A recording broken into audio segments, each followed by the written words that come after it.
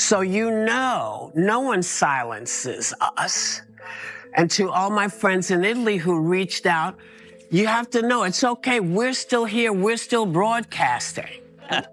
Happy Wednesday, everyone. Well, not if you're Whoopi Goldberg, a.k.a. Karen Johnson. Yeah, who knew Whoopi was a Karen? I thought that was only for white people, like Toyota Priuses and skiing. Roll it, Francis.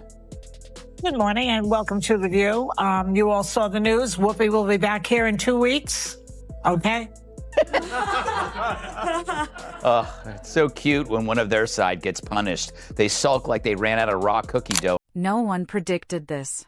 The audience had prepared themselves for explosions, blame games, and full-scale on-air drama. Instead, Greg Gutfeld executed something far more devastating. He grinned, delivered exactly the right words at precisely the right instant, and watched Whoopi Goldberg's confidence dissolve right before everyone's eyes. No yelling, no grand gestures, just one perfectly timed remark that cut deeper than any shouting match ever would. The crowd sensed the change instantly. The online world could not stop replaying the clip, and Whoopi had absolutely no response ready. Stay tuned because the setup is razor precise, the delivery is surgical, and what unfolds next is the kind of moment people reference for years. Whoopi claims Biden's loose bowels should make voters throw in the towels. Goldberg's rational so weak she doesn't care if Biden can't speak. Yes, it's a magical land where little Debbies make big bellies and brain cells go to die. This week on The View, Whoopi doubled down on her support of Joe Biden's re-election. No surprise. But it was her peculiar poo-powered prose that piqued my potty predilection. Roll it! I don't care if he's pooped his pants. Before we dive in, smash that like button and subscribe right now because skipping what comes next is simply not something you can afford. Greg Gutfeld does not walk into a debate the way most people do. Loudly, dramatically, figurative fists flying. He glides in the way a quietly self-assured chess player settles across from someone who just scattered all the pieces and called it a winning move.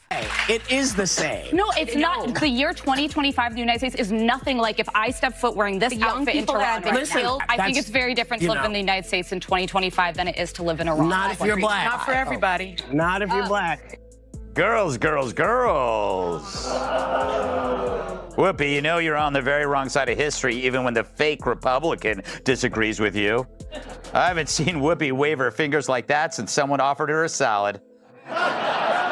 From the very opening moment, his intentions are completely transparent, and they have nothing to do with shouting, outrage, or performing anger for the cameras. His preferred weapon is something far more unsettling to those accustomed to getting away with half-formed certainty. Calm, composed, almost cheerful logic with a hidden sharp edge tucked inside it.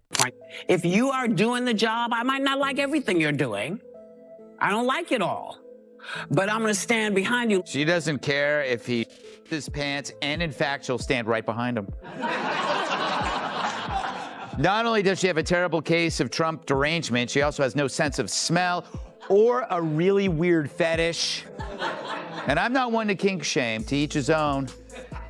I guess you just got tired of Joy's crap. And Whoopi Goldberg walks directly into it. As one of television's most enduring voices of authority, she becomes the perfect target for Gutfeld's particular brand of methodical, almost surgical comedic dismantling.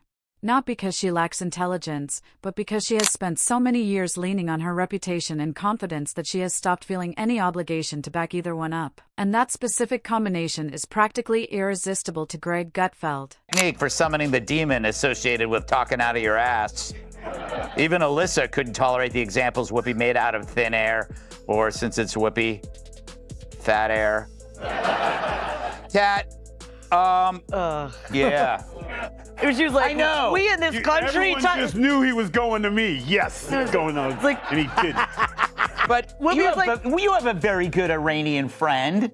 She was like, we in this country tie gay people to car. It's like, speak. Gutfeld never hurries, and that unhurried pace is itself a core part of the approach. Rushing would signal urgency. Urgency would imply these ideas are worth getting anxious about.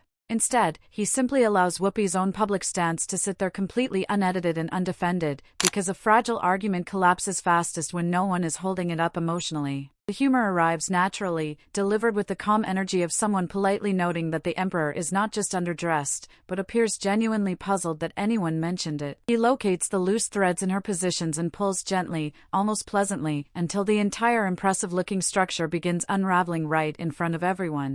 Kat, you know what was the most interesting thing about this was the audience reaction.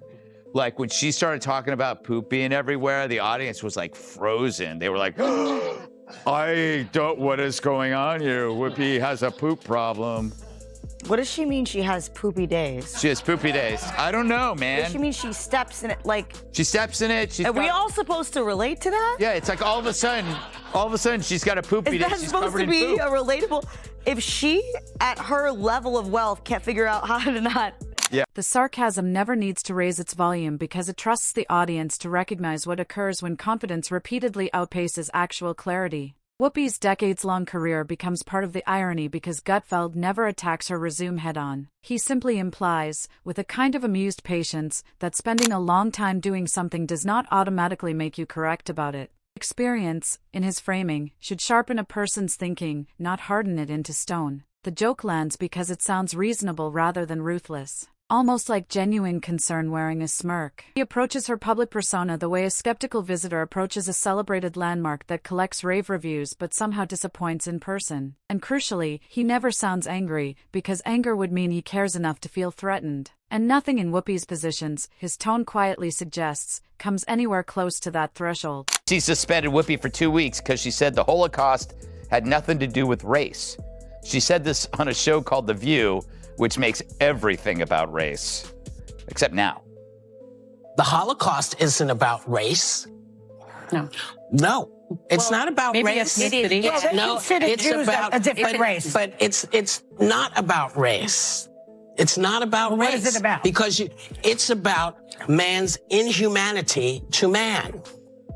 Yeah, that's heroic. He handles her statements the way a museum curator handles ancient relics, with exaggerated care. Not because they are valuable, but because they might crumble the instant any genuine scrutiny gets near them. The sarcasm flows effortlessly, drawing the audience into a joke they suddenly realize has been sitting right in front of them the whole time.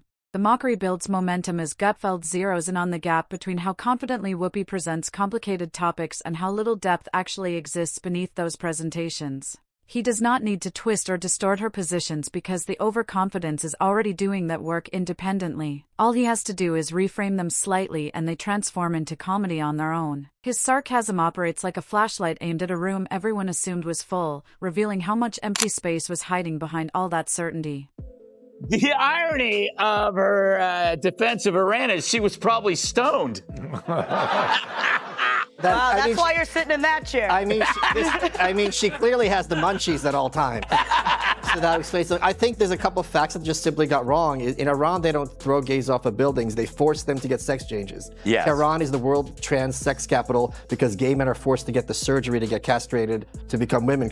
Throughout all of it, Gutfeld maintains the unmistakable energy of someone who finds this genuinely entertaining rather than personally threatening. And that tonal choice is what defines the entire takedown. Whoopi's public confidence becomes the raw material. His wit becomes the process that refines it into something the audience cannot stop laughing at. He never has to attack her personally because the humor lives entirely in examining what happens when authority stops welcoming challenge and begins treating its own existence as sufficient proof of correctness. He keeps returning to the implication that Whoopi operates as though anyone who disagrees simply does not understand, and that implication alone lands like a dart thrown perfectly on target. He reframes that mindset as intellectual bubble wrap, designed entirely to shield ideas from impact rather than strengthen them. The audience laughs not because it is mean, but because it is painfully and uncomfortably familiar. When he does reach for exaggeration, he uses it sparingly, comparing Whoopi's certainty to a GPS that keeps insisting on directions even after the road has ended at a cliff's edge.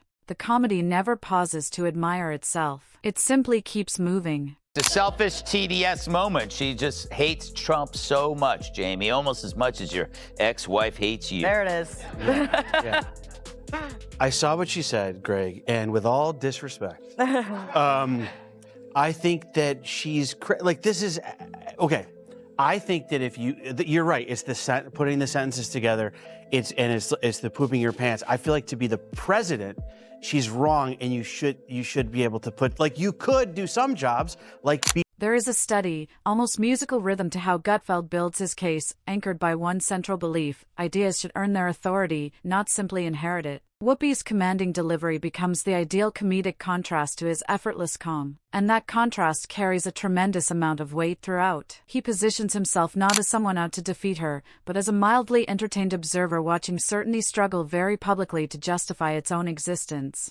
Irony becomes his most dependable instrument, especially when he highlights how she consistently reduces genuinely complex social questions into tidy little moral packages. He treats this as intellectual fast food, immediately satisfying, instantly forgettable, and nutritionally hollow the moment you look twice. The sarcasm feels observational rather than preachy, which keeps the audience laughing rather than picking sides. And he never once spells out the punchline. He trusts the audience to get there on their own, which makes the landing hit twice as hard. For The View, what did she think Hitler meant when he said master race? The 100-meter dash at the Berlin Olympics?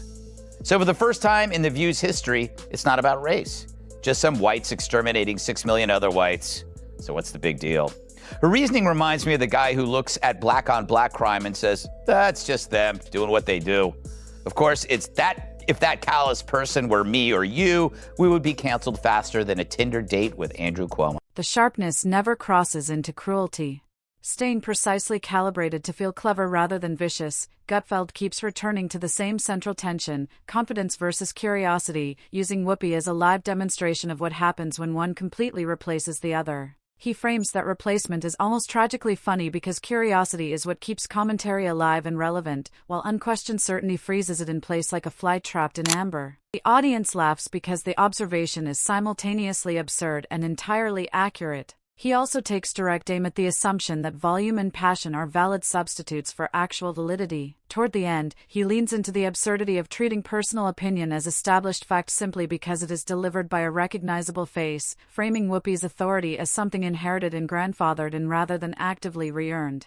Intellectual credibility, he implies, should carry an expiration date, or at minimum, a renewal requirement. The comedy works because it provokes thought without ever resorting to a lecture. The entire roast ultimately lands less like an assault and more like the world's most devastating extended eye roll. Here's the deal, Kelly.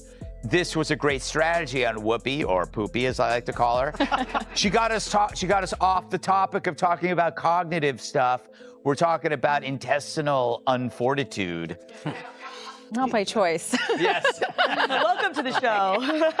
I mean, this just underscores, people hate Trump so much on that side that this is what they're willing to accept. They're figuratively, literally willing to accept poop. Whoopi's unshakable public certainty provides a seemingly endless supply of material, and Gutfeld's discipline ensures none of it ever feels forced or overdone. The humor moves with genuine ease, carried by irony, well-placed metaphor, and a complete refusal to treat inflated confidence as anything deserving respect. He never raises his voice, never declares himself the winner, never demands that anyone agree with him, because none of that fits his style, and all of it would undercut the effect. What he leaves the audience with instead is a slow-burning, deeply satisfying amusement that comes from watching certainty placed under examination and found significantly less impressive than it always assumed it was. Whoopi has not changed, but the way the room perceives her is completely different. And that invisible, wordless shift, that quiet recalibration of perception, becomes the final punchline, the one that lands softest and stings the longest. Whoopi hangs on,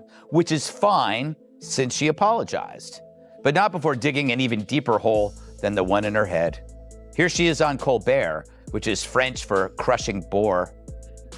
I feel being black, when we talk about race, it's a very different thing to me. So I said that I felt that the Holocaust wasn't about race. People were very angry and they said, no, we are a race. And I At this stage, Gutfeld zeroes in on something particularly sharp, the way Whoopi's opinions function as cultural shortcuts, sparing audiences the inconvenience of forming their own conclusions by handing them pre-assembled ones. He mocks this pattern gently but relentlessly, suggesting that certainty delivered with a warm, familiar smile becomes a stand-in for evidence in spaces that value confidence over actual substance. The joke connects because it sounds less like an accusation and more like something every attentive person in the room has already privately observed. As the roast deepens, he quietly repositions Whoopi's authority as ceremonial, impressive on a shelf, largely decorative in practice, like a prestigious title that commands automatic respect without doing any real intellectual work to justify it. He does not dismiss her influence.